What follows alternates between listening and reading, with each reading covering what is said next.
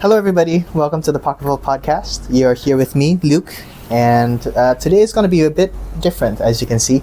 I am in Greyspace right now, and I can tell you that this place is amazing, right? From the decor to the vibes to the people here, they're really amazing. And I'm sitting here with Dr.Aevent, and maybe we can find out a bit more about what Greyspace is and what they do here, right? So, thank you for agreeing to meet with me. You feeling okay? Yeah, sure. Thank you. Thank you for inviting me and for me to also explain what we all do here and what Greyspace is and what all of this are about and what we do lah. Yeah. But thank you for having me here as well. Everything's amazing. Maybe you could start us off with maybe introducing a bit about yourself and what Greyspace is about. Yeah, sure. So my name is Dr.Aevent. So I'm a licensed and registered counselor and also a psychotherapist.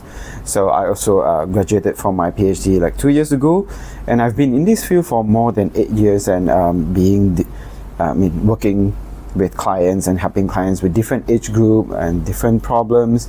And I've worked in different private counseling center before, like being a school counselor for more than 8 years too. I was the head of the school counselor. I've been helping students and teachers and also parents in terms of academic or any mental health or social relationship issues, and of course study stress as well.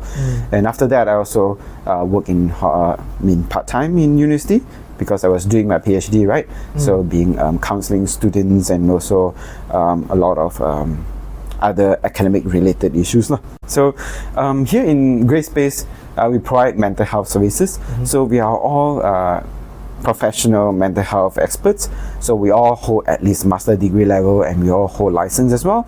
So for the counselors, we hold license from Lembaga Counselling Malaysia, and for the psychiatrists we hold license from KKM. So we provide counselling, we provide a mental health assessment, we do career profiling as well to help people to understand about their personality and also their strengths and weaknesses, and also how well they can adapt in different culture or different group, or who is their best partner or best teammate, of course. And we also do workshops and training, so to help people to understand more about counseling and also psychology and how to equip themselves with some coping mechanism and also skills that they can handle different conflicts, and of course to understand themselves deeper and reflect on how they feel, how they think, and why they do certain things that they do. So that's basically what we do in Greyspace. Okay. Wow. I mean, that's quite a lot of different services that you provide, and this is for anyone and everyone, regardless of their backgrounds and all that. Yes, correct. So we provide services for like teenagers and children and up until like those who already retired. Wow. So we have different counselors here, and we have passions with a different group of people. Like for example, me, I'm more passionate towards a young adult and also around 25 to 50, because that's my most passionate area. And I like relationship. I mean, I personally very passionate into human relationship, like the relationship struggles, like what does it mean by communication problem, insecurity, like trust issues and conflicts, and like arguments and don't understand each other, those kind of related topic lah. So that's why people from this age group suffer the most, because this is where they come together as a couple or marriage or family, right? And also they have some experience, they are skillful enough in their work, but they find it very struggle to work together with their colleague and also work with their bosses. So that's why these are the area that I'm interested in. And I can definitely agree. I can see that you're very passionate about these things. Wow, that's amazing. And tell me a bit more about the background of Greyspace. So what caused the building of this industry? This center. So We call this place a Greyspace because it's a space that we talk about grey area things. You come here, you are not sure whether you should leave the home or you should stay in the home, whether you should confront your partner or your boss or not. Should you take care of your own emotions, or you allow people to take care of your emotions, or get assurance from other people, or why not you just can be independent and take care of yourself, right? It's very grey sometimes. I have a lot of clients who always say, why do I need to share to my friends and colleagues? Because they can't really help me, right? Then what's the point of sharing then? So there are a lot of things in behind, so there's always no right or wrong, but we are here to talk about all these grey area. What is your concern? What you feel so confused or depressed about? What are the things that you feel very anxious? So that's why we call it Greyspace. Right. Yes. Well, just thinking about this, I think through our conversation, there are so many things and ways that we can go into it. I think definitely we may even have you on part 2. Maybe. We'll never know. You guys just have to let us know in the comments down below. Sure. But yeah, I think just from this short conversation, there's so many so much thought that's put into it, and I see that again, the passion that you guys put into making this a safe space and a grey space, right, for people to navigate, and not just giving your opinions and that's it, right? Yeah, it's more towards having conversations and all that. So, that's one of the biggest misconception. A lot of people think that they're going to consult a mental health expert. It's more about getting the right answer and all.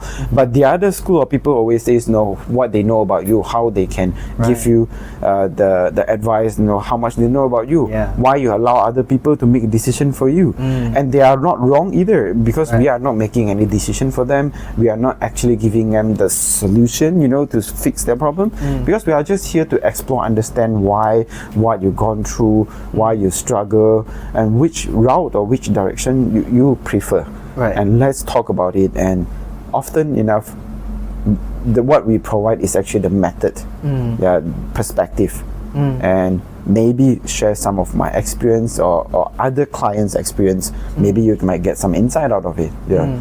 And also we call it Greyspace also because we want people to know that it's not that you are wrong, even though you are wrong. Like, for example, if you are taking drugs, or maybe you had an affair, and it doesn't really mean that you are wrong and we are going to judge you here. But it's more about understanding, and do you want to have a better life? If you want, we can talk about it. We are never going to judge people.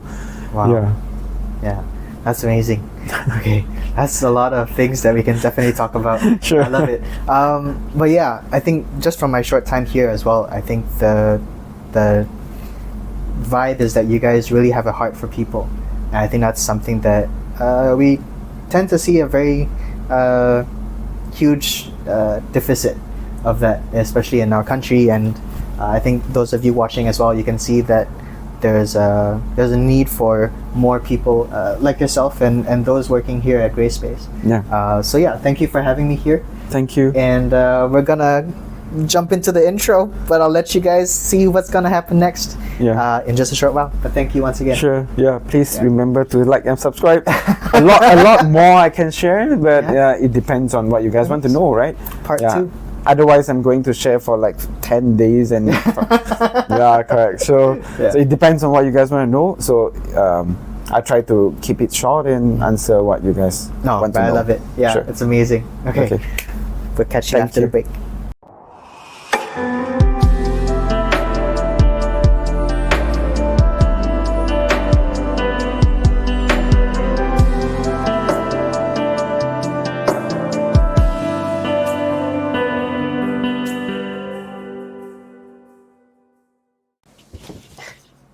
Well, we're back. Hello. Yeah. I'm a different person. It's a totally different person. So maybe you could start us off with an introduction? Yeah. Sure. My name is Rebecca. So I work in Greyspace as a counselor and also a psychotherapist. So I am registered and licensed with Lembaga Counseling, Malaysia. And right now, my portfolio consists of working with teenagers to young adults in a lot of different problems. It could be self-esteem, it could be family problems, identity. Sometimes it could be work stress as well. And also as young adults, you also have a lot of different life transitions, you know, from studying to working to married. Yeah, all that kind of mojo. Right. All the big stages of life changing in between. Pretty much. Yeah. Okay, cool. Well, thank you for being here. And thank you again. I also mentioned to Dr.Aevent to allow me to be here and all that. Yes, thank you for having me. And thank you for coming all the way here too. Yeah, it's all good. Okay, so we have a lot of things to talk about today. I think there was one topic that was pressing on, I think, both of our hearts, especially for people who are, considered young adults and people who are kind of figuring out what is life and they're about to make some big decisions, right? So today we're going to be talking about success and what exactly that looks like, right? And all the different facets to that. Yeah.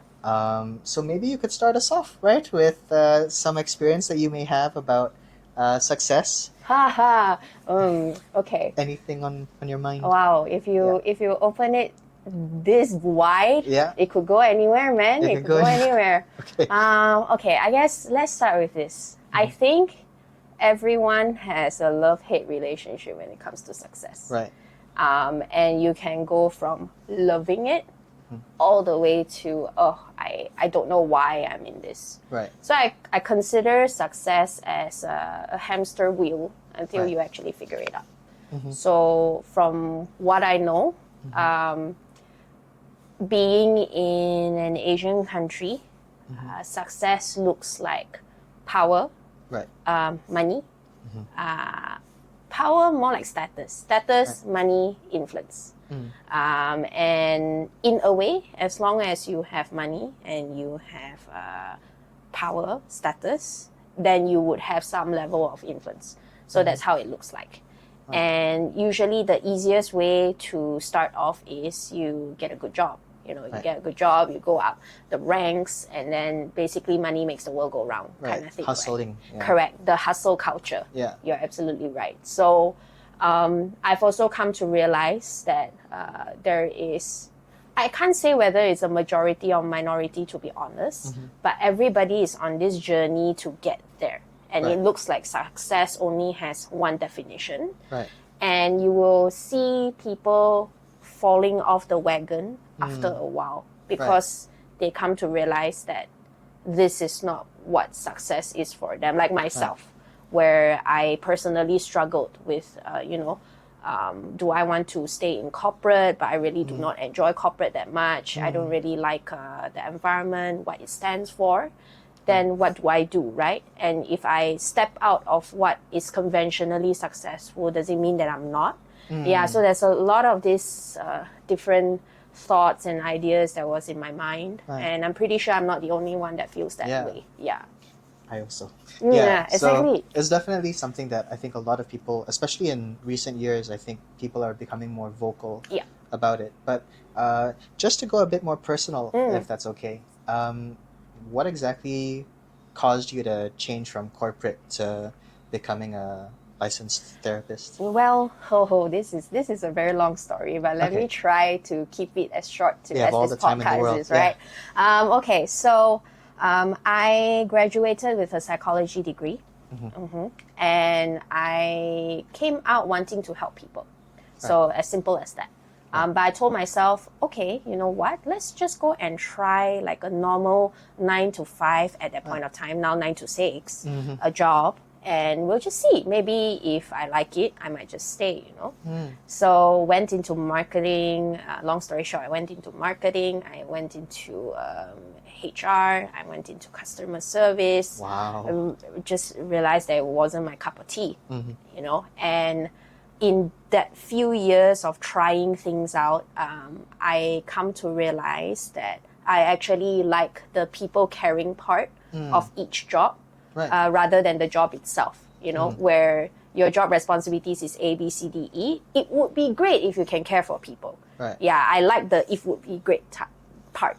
but not necessarily the core and responsibilities. Wow. Yeah, so, and at that point of time, I was with a startup. So startup culture is a lot of like hustle, you know, like you need to work more than you should in that sense. Yeah. And the more effort you put in, the more you will excel, which is not a bad culture. But I felt like I fell short.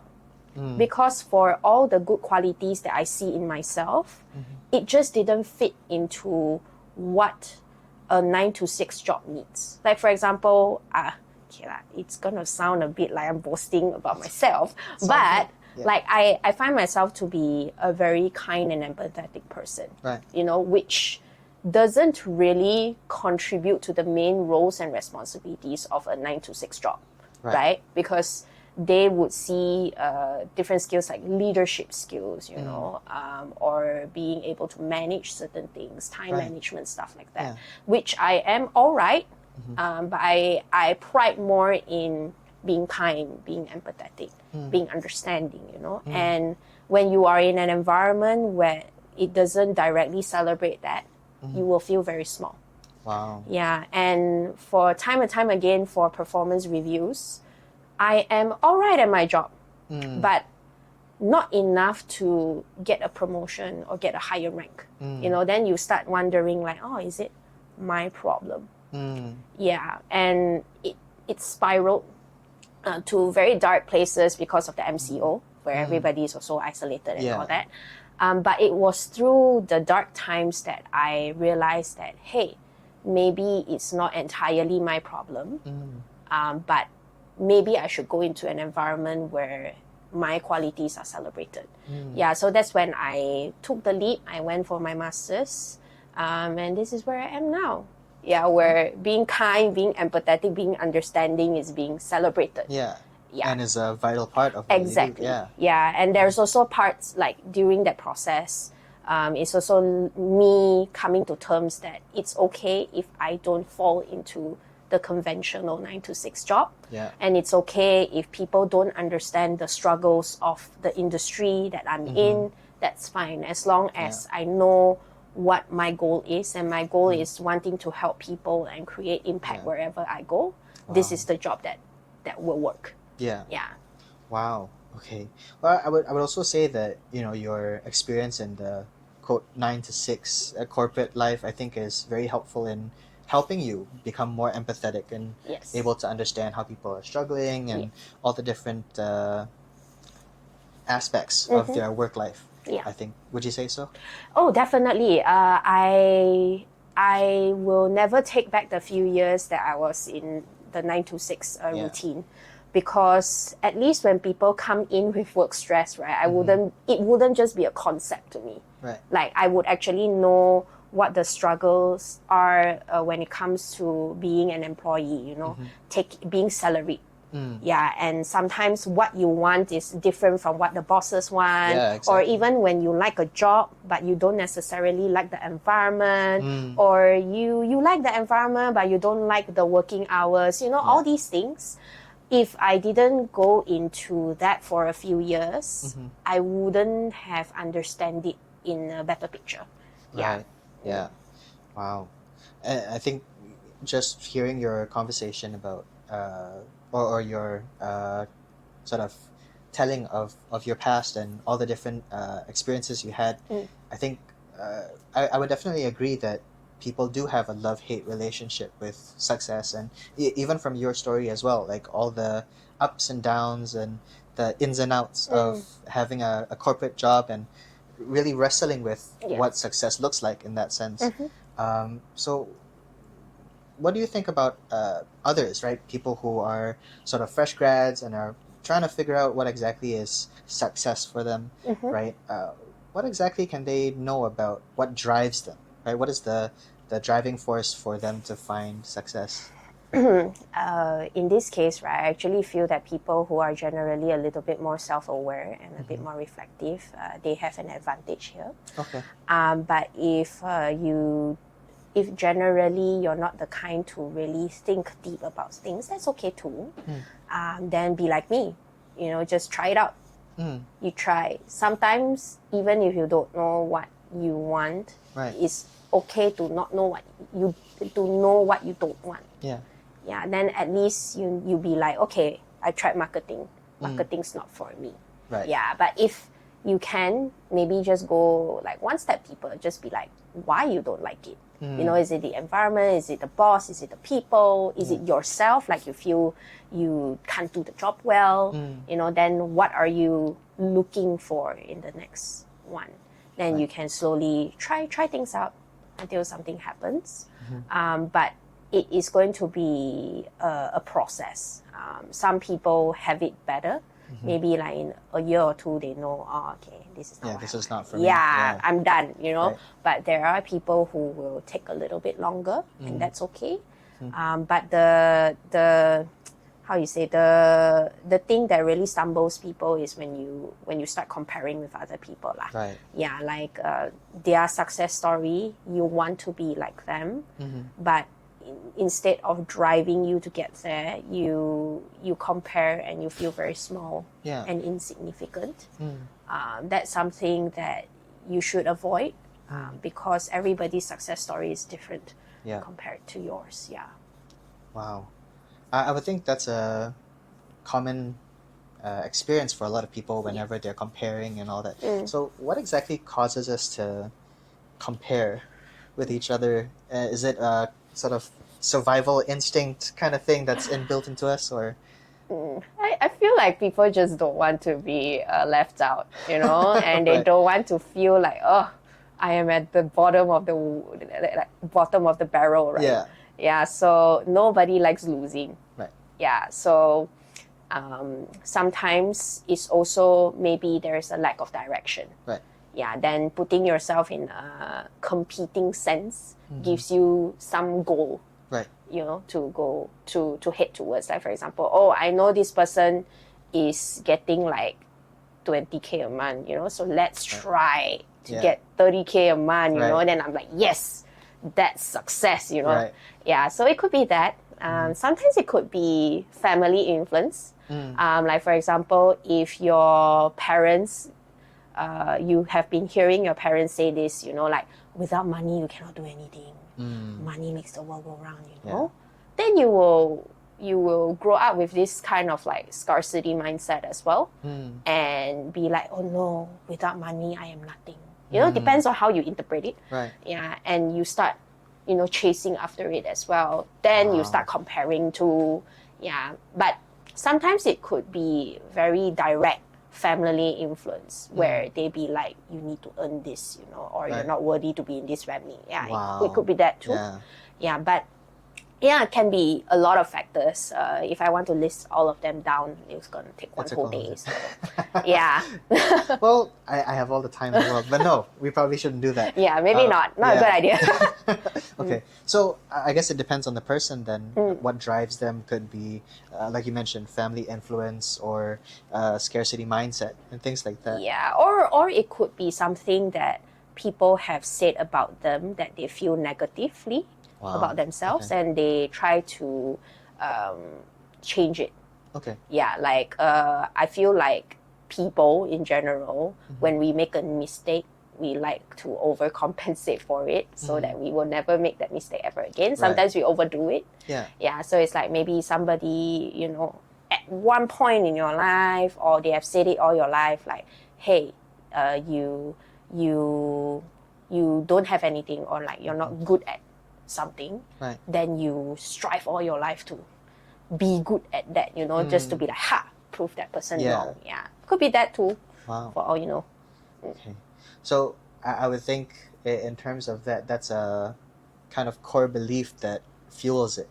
Pretty much the I'm not good enough tag. Yeah. Okay, so what exactly would you think of in terms of this area of success and striving towards success?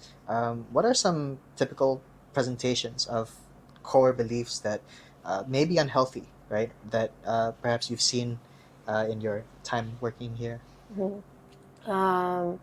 Mostly are I'm not good enough. Like they feel like I'm not good enough. Right. Yeah, and it could be from academics. They don't do very well. then they will be like, I'm going to earn a lot of money, big house, big car, do X, Y, Z, just to prove to you that my academics do not matter. Yeah. You know, could be that. Sometimes it's a personal judgment that you put on yourself. Like, family is fine, friends don't say much, but you are very hard on yourself. Yeah, like you always feel that you are not as good as other people, then you strive to do the same thing, X, Y, Z, just to prove yourself wrong that you are actually good enough. You know, some people, I would say generally is from that sense of like insecurity. Yeah, you're either trying to prove yourself or other people wrong in that sense. But it's not necessarily a bad thing unless it comes to a point where it bothers you and you get stressed out, you lose sleep, you lose your appetite, you basically become dysfunctional and you can't really live your life continuously, then it might be something that you might have to look into. Yeah, because everybody carries that one way or another. It just depends on how you manage it. Right. Yeah. So it's all about learning to cope and process it in a healthy way instead of letting it manifest. Yeah, like more of like understanding it. Like for example, myself, I struggle with competency. I do not like it when people imply that I am not good at something that I think that I'm actually good at. And there is a lot of self-judgment in myself. So how I personally manage it is I see it as a source of strength, because if I don't have these, then maybe I wouldn't have worked as hard to where I am today, you know. But I am also very aware of when it comes out in an unhealthy way, you know, like when, let's say, I lose my appetite, because I'm the kind where I don't skip meals. So if I skip meals, then that's a sign, you know. Then I'll try to reflect a little bit more of like, so this is what's happening. Okay, let's try a different way, you know, to manage it. Yeah. Would it be okay then to ask what are some other ways that you've found helpful?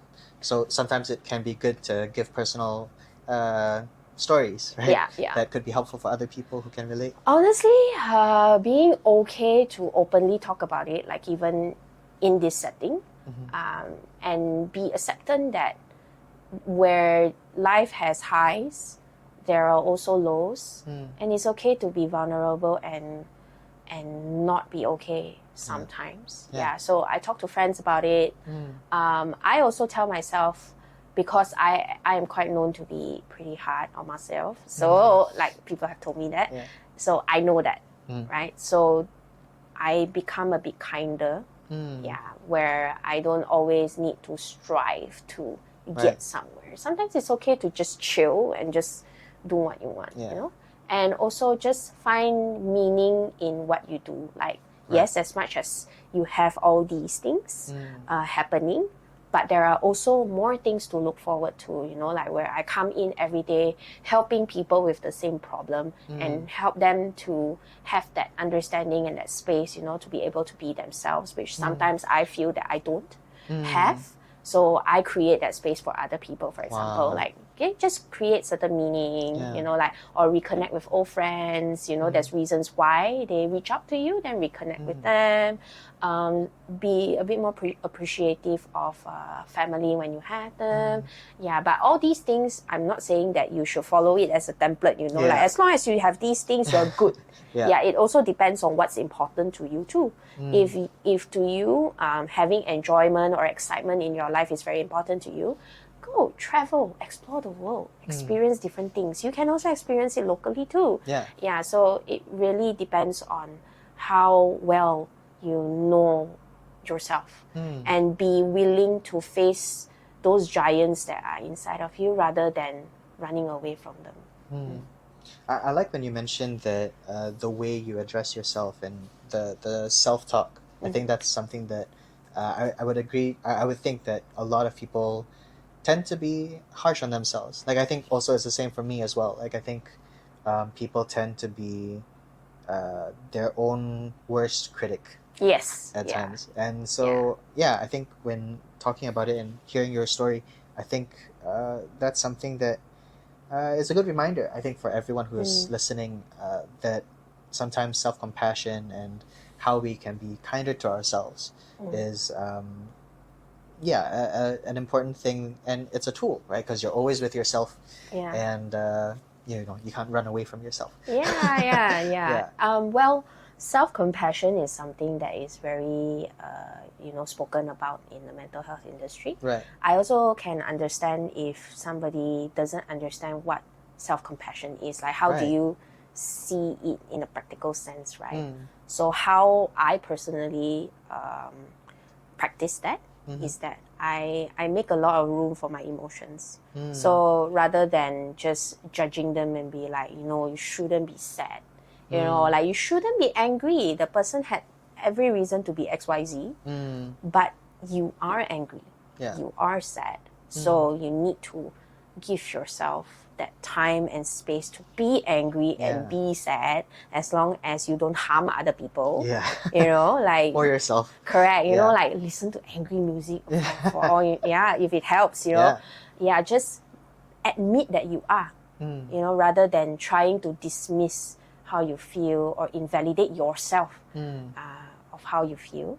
Then, but always give yourself a timeline lah. That's what has been working for me. Like, okay, if I'm angry, okay, I'm just gonna stay angry until dinner time. Okay, then after dinner, after I finish my food already, okay, I'm happy now. Let's move on, and then like find ways to manage. Yeah. Wow. Okay. Well, I think this goes into, I think a lot of people may be thinking like, oh, why are we talking about emotions and all that? Because, we're starting this conversation about success and all that. But I think it is related in the sense that success has different facets, right? And I would think that now we're talking about success in terms of our emotional well-being and things like that. So maybe you could tell a bit more about that, right? So I think in our culture, we're always focused on success in our work and our career, and like what people think about us career-wise. But what about the success in other areas? Maybe you could enlighten us on some of that, specifically maybe in terms of relationships. Like I said, we have always looked at success as one definition and one definition only. And we don't really see it in another way. Like, let me give you an example, okay? Like, let's say you and I and this flower, I think they can see this flower, okay, three of us are having a conversation, right, about this being brown. Okay? Yeah. So you are telling me that this is brown, okay? Yeah. But the two of us, we're telling you it's green. Okay. Could be green. Okay, it's green, okay? Yeah. And we have this like really heated debate, like, no, it's brown, no, it's green, Then we dismiss, okay? And you go back and you suddenly talk to yourself, maybe I was wrong. Maybe it is green. Then you start believing that all tables that look like that is green. Are green, right? So that is how we are looking at success right now. Maybe you have a very different definition of success. Like maybe you don't care about career that much. Yeah, but for you, success in life means that as long as my family is healthy, as long as if you have a partner, as long as we can get married, have kids, everybody is in a loving and caring environment. That's success for you in life. You won't ask for anything else, But for the two of us, we are telling you that no, you should be good at your career. You should put more effort in your career. If your boss tells you you have to work 9 to 9, that's what you need to do so that you can go up the ranks, you can get the money that you want. Then your family will only be happy, what? Because you can give them this, give them that, you can provide for them. Then it becomes this whole brown and green conundrum. You start to question what success is for you. Then potentially we might have broke you, and you would want to follow us as well. But eventually, you are unhappy because you have never thought that career was something that you wanted to pursue in the first place. Wow. Yeah, so I think that is what's happening with us right now. Where, yes, you are right. Success is not just only career. You can find it in other areas. Yeah, like I give you another example. You should get married. You know, like you are at this age already. You should settle down. You should have kids. Yeah. Blah, blah, blah, blah, blah. Right? But some people, they just like the single life, man. Yeah. They still want to explore the world. Yeah. They don't really want to settle down until they're 40. And then, personally, as a girl, I mean, I hear this too much where people be like, but then what happens to your body clock? Like, if you only settle down at 40, then you're not going to have kids. Or it's just a high risk that you have kids, blah, blah, blah, blah. Then somebody might be like, oh, okay, maybe I have to do that, you know? So it still comes back to the core you. Right. Yeah, where do you want to live a life where how other people defines it as good and successful, or do you want to define it for yourself? Wow. Yeah. Okay. This is very exciting stuff. Okay, I could go anywhere and everywhere at the same time. Yes. Okay, so I think throughout this conversation so far, what I've noticed is there's a lot of instances where people can find themselves feeling lonely. For example, like when we did the experiment example, where you guys thought this was green, sort of green. Anyway, but I think what I felt at that time was I felt very isolated and alone in my view of success. And so I would think that there are other people out there who are feeling like that as well, where they have their view of success in one area and maybe everyone else is having their own. Yeah. And what do you think about that? How can someone sort of wrestle with that loneliness feeling of their success being different? Yeah. So I think I saw this quote on the internet before. Please do not quote me. Okay, it's Google. It says that successful people are often the loneliest. Yeah. And you're right. Where if you're the only person that has that particular opinion about something, and nobody tries to understand that, then you will feel very isolated and lonely. Yeah. So then it goes down to, which I think what your question was, is that how, like, why people feel that way, and how can they in a way wrestle with it better, I guess. Yeah, so I see this as a two-part. Okay, so let's talk about one person who chases after success in the most conventional way possible. Right. Okay, then and actually likes it. One person that goes conventional route but doesn't like it. And then one person that is just completely unconventional, right? Three people. So the first one, in order for you to chase success, according to my own definition, you might have a different point of view, where in order to achieve success, there has to be some level of sacrifice, right? Some level of time, energy, whatever that is in your being, that you need to reprioritize, reshuffle. Some you might have to throw them away in an extreme form to just get to where you need to get to. So the person who is conventionally there already would have made a lot of sacrifices on the way. And sometimes once you get there, you may be at a season where, maybe the things that I sacrificed was more important than I thought, you know? Then you become very lonely, because oftentimes, right, as much as I don't want to admit it, we sacrifice a lot of relationships to get there. If you go the conventional route, you know, sometimes, I'm not friends with this person anymore because, we're no longer, she doesn't understand my success route, you know, stuff like that. Then when you reach there, you will feel, actually being up here a bit lonely lah. But it's okay. I'll comfort myself with whatever success that I have already. Yeah. Then they will feel good about Yeah, themselves. their own achievements and correct. Yeah. Yeah, but it's only for you to experience it and for you to enjoy. You know. Then you have the conventional route guy, but doesn't like it. Yeah. They will feel super lonely because nobody understands that this is not what they want. Yeah, exactly. Yeah, for whatever reason that they are on this path, whether it's for others, whether it's for themselves. Yeah, they don't have that understanding from anyone. Then, therefore, they don't have understanding for themselves. Then they become very lonely. Yeah. Then you have the unconventional route. I don't think I need to explain much because it's already unconventional.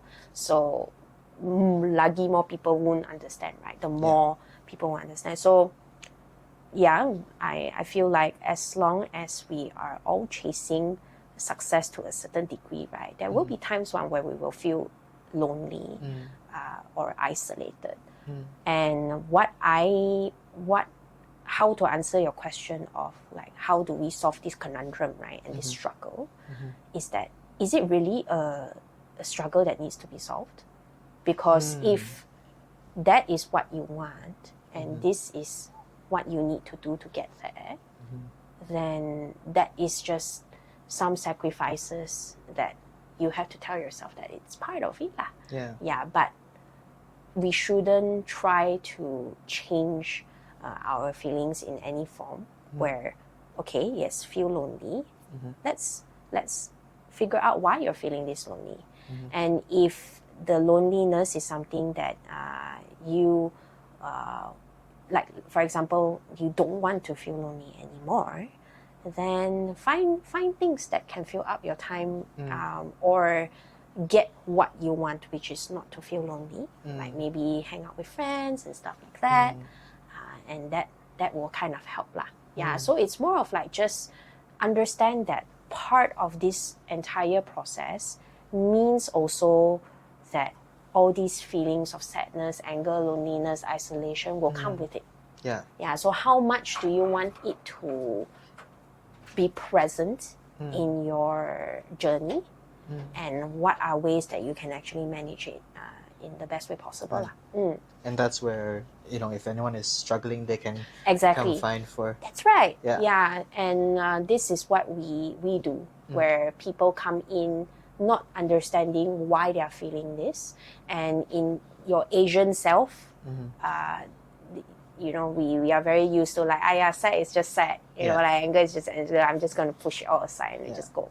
Yeah, but sometimes it's good to just make space for that and talk to someone. If you don't want to talk to your friends and your family in fear of embarrassment, that's fine. Just come and talk to a stranger who is actually trained to be able to help you to process those things, Yeah, I think that's important as well, having an outlet. Yeah. Wow. Okay. Very exciting stuff. I'm loving it. Okay, let me just go through. So we have some questions that are specific for you guys to maybe understand a bit more of what exactly is our goal behind this conversation about success. And so I had a couple of questions for you guys on behalf of you guys. So let me find it. Okay, so I have one written down here. Are there any psychological dangers, right, that comes with the idea that, like what we mentioned, right, the success comes with sacrifices? And I think for those people who are listening, there's a certain notion, right, from people like Jordan Peterson, who talks about how life is suffering, and there's a sacrifice, right, that you have to choose what type of suffering you want or what kind of sacrifices you want to make, right? But I'm interested to know, are there any dangers, right? Any kind of red flags that people should be a bit careful of when thinking like that, right? You mentioned about that as well. My answer to this is pretty simple. You can sacrifice anything you want in the world, as long as it doesn't affect your health in any form. Right. So physical health, because if it affects your physical health, then you might not have enough time left to do what you want to do. You know, your life will be shortened in a lot of ways. That's just for practicality's sake. And to your mental health. Like if you're chasing after something so hard, nothing wrong with it. It just shows that you are persevering, you are resilient, you know, you are ambitious. These things are great. Yeah, but if it comes to a point where it sacrifices your mental health, you know, where you can't think straight, you can't sleep, you can't eat, you can't hang out with your friends at all, and you can't do the daily things that you actually enjoy, then what's the point? I wouldn't say that it's like a psychological danger of sorts, and what I'm saying might just be common sense for a lot of people. But sometimes the sense is so common that we take it for granted, you know? Yeah. So that's my hard and fast rule in a way, where as long as your health is not sacrificed in any form and you don't harm people along the way, then I think you're fine. Yeah. Okay, cool. All right. Well, that's good to hear. Next question. So I'm going to cut this out. Oh, we've talked about this already. Oh. We covered most. Yeah. We did it already. Okay. Yeah, so up to you. Do you want to just wrap it up? Oh, but we can talk about the last one. So there's one more. So I have another question here where it deals with the whole hustle culture, right? That we've talked about, and this whole idea of workaholism. I tend to notice that a lot of people who do struggle with workaholism tend to run into problems, right? Whether emotionally, relationally, things like that.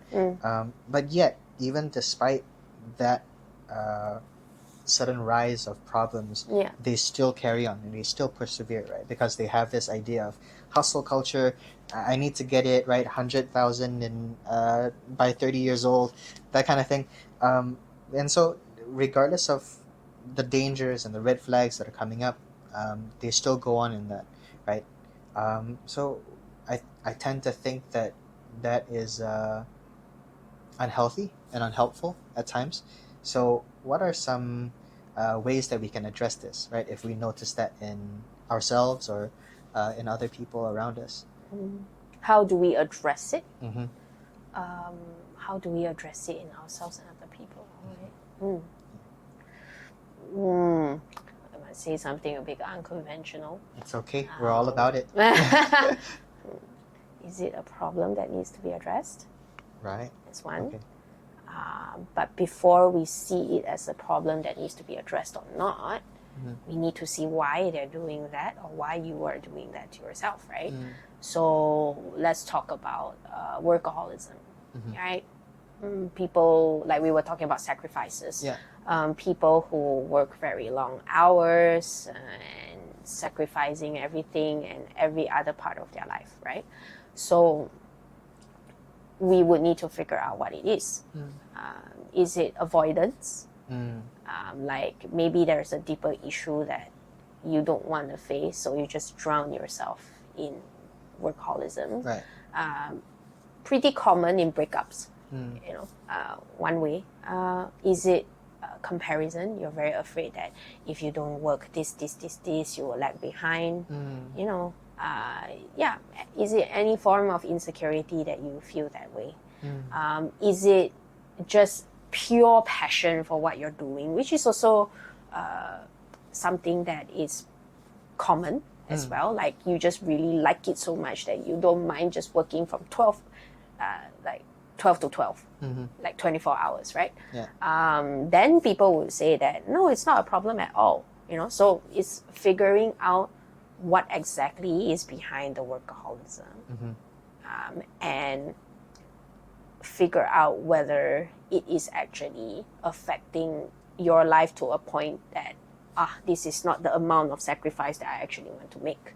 You know, then you will need to reprioritize it. So more like understanding why before you decide whether it's a problem, and then you figure out how.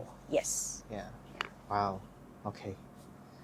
That's amazing. It's always about the why. That's why people don't like coming in for counseling or therapy of sorts, because we'll be opening like a huge can of worms that you have buried underneath, 7 feet of ground, that kind of thing. Yeah, but it's also the beauty of it, where you come in, you find out the root cause of why you're doing what you're doing, and everything will click. Everything will make sense. Yeah. You're stressed because of particular reasons. Your family bothers you because of particular reasons.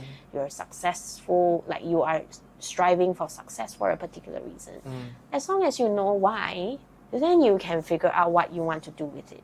And if some people don't want to do anything about it, that's fine too, because ultimately we also need to respect each other's choice as well. Yeah. So that's why come in for therapy, counseling. It will be a completely whole new ball game in a whole new world. And it opens up a lot of different spaces for you to grow as well. Correct. And heal. Yes. Yeah. Or you might get a different perspective on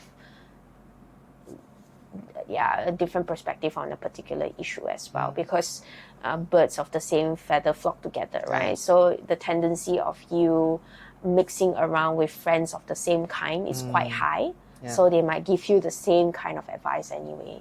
So you might as well just come in and talk to a stranger about it. Have a completely different perspective you've never seen before. Which could change your life for the better. Exactly. Yeah. Okay. Awesome. Well, that's all the time that we have for you guys today. Just want to say that this has been really good for me. I don't know about you guys, but it's been great for me. And I hope it's been great for you too. Yes, it's been amazing. Yeah. So, just want to say thank you guys for listening and watching, if you guys are watching. And we'll see what we can do with part 2. If you guys are interested, you guys can comment down below and let me know if you guys want a part 2. And I think that's all. Subscribe. Like and subscribe. But until then, take care. God bless. And don't forget to have a pocket full of grace wherever you are. Bye. Bye.